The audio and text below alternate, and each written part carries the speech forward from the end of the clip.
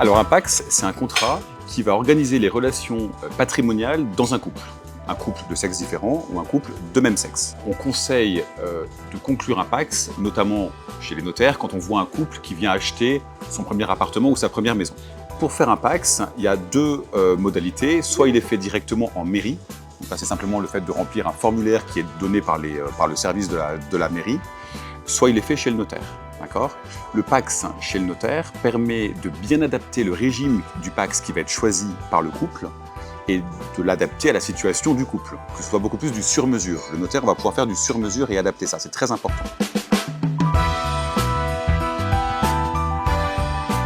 y a deux régimes possibles au niveau du PACS. Il y a le régime légal qui s'appelle la séparation des biens, qui est celui qu'on conseille le plus souvent chez les notaires, et il y a celui de l'indivision, qu'on compare habituellement un petit peu à un mariage en régime de communauté, sans contrat de mariage, où tout ce qui va être acquis après le PACS sera moitié-moitié. La plupart du temps, on ne conseille pas ce PACS-là, on conseille le régime de la séparation de biens, où chaque partenaire en fait conserve la propriété de ses biens qu'il avait avant d'être PACSé ou après le PACS, et ce qu'ils veulent mettre en commun, acheter ensemble, ils peuvent le faire, avec des proportions différentes ou des quantités équivalentes. Donc c'est la souplesse de ce régime de séparation de biens que les notaires apprécient.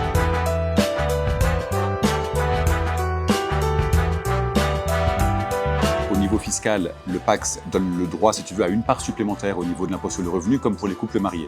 Je rappelle bien que le PACS ne donne aucune vocation successorale, c'est pas parce qu'on est PACSé qu'on hérite l'un de l'autre, d'accord ?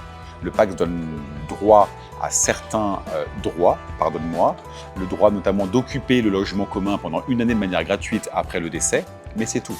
Donc si tu veux protéger ton conjoint avec un PACS, il va falloir faire également un testament. Donc si le partenaire a fait un testament en faveur de l'autre, l'autre va hériter et va hériter gratuitement grâce à l'exonération.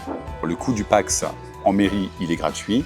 Chez le notaire, il y a un coût parce que là, il va être enregistré aux impôts. On est entre 250 et 300 €.